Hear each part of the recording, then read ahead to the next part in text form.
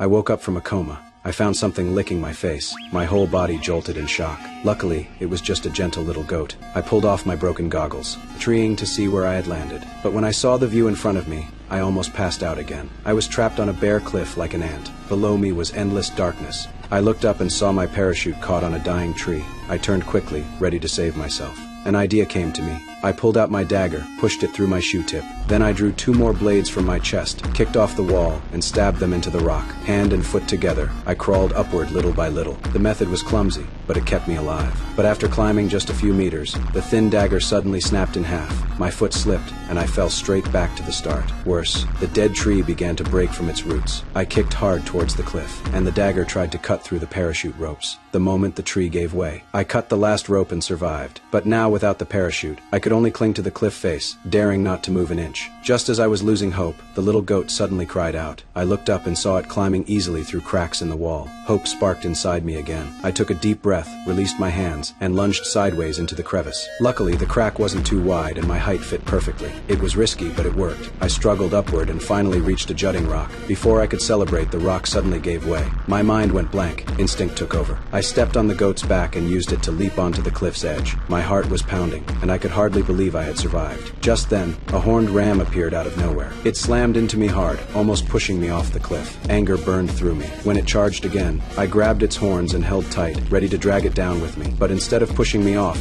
it pulled me upward. Bit by bit, it hauled me onto the cliff. I stood there stunned, staring at the ram. Right then, I made a vow. From this day on, I would never eat lamb again.